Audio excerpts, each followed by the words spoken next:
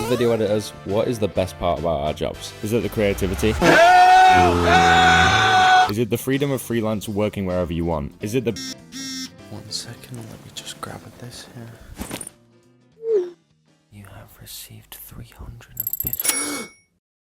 Money's good too. Getting videos done as efficiently as possible and having the work completed on or even before the deadline is a way for you to make clients trust you more, which could result in a higher pay and gives you more time to do the things you enjoy, or take on even more editing jobs and making even more money. So here are the keybinds that I use, which cuts my editing time in half. I learned this first one quite early on as I kept getting stressed out while cutting up large pieces of footage. Personally, it's my least favorite part of the job, so getting it done as quickly as possible is ideal for me. The razor tool is amazing, but the fact you have to press C, click, and then V, it just takes too long. That's 2 extra clicks that are unnecessary, and we want that to be as little as possible. So go to Premiere Pro, keyboard shortcuts, you can bind it to whatever you want, but since C is already the cut, I'd recommend binding it to that. So click on the C right here and press the X to remove the original bind. Then on the left section, search for Add Edit. Even if it's bound to something else, just click next to it and replace it with C. Now instead of having 3 clicks to cut, which builds up so much extra time working, it's just 1 click. This is a game changer if you haven't done it already. I moved from Vegas to Premiere Pro, and Vegas just cuts with a click, and I was quite surprised that Premiere didn't. Something that got on my nerves was cutting the video and then having to delete whatever came before it and dragging the new clip back or ripple deleting. Overall, this is a 4-click process, when it could be just 1, just like C. These 2 keybinds automatically cut the clip and ripple delete it backwards or forwards, and I'm being 100% serious. The most life-changing keybind that I discovered.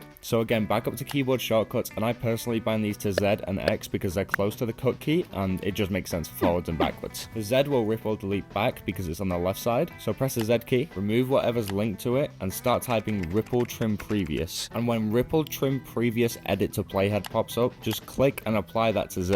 It's the exact same thing but for X. Unbind X, search for ripple trim next, and choose the next edit to playhead option. It does exactly what it says, and it ripple deletes on either side of where your playhead is. So now you've gone from clicking up to 7 clicks to cut around footage to literally just 3. Sounds insignificant, but it all adds up after a long session. That's more than half of the clicks. Now this keybind seems really simple. The automatic A keybind. This is already in Premiere and it's even in the toolbar looking at you. And when I posted this on Twitter, like me, no one knew about it for years. It's hidden. If you wanted to move half of your entire video forward a bit, I'd put my playhead in place, zoom all the way out, and attempt to drag select the whole rest of my timeline. And annoyingly, I would have selected too much or too little and have to shift click everything away until I've got the whole right side of whatever I wanted to move. All this just to move it right a few frames because I wanted a few extra frames for the next clip. It takes way too long, and as I said, we're trying to be quick here. I embarrassingly only discovered this keybind this year. Pressing A turns a cursor into these 2 arrows, and depending on where your cursor is, it will select everything which is on the right side of your mouse. So as you can see here, I press A, click, and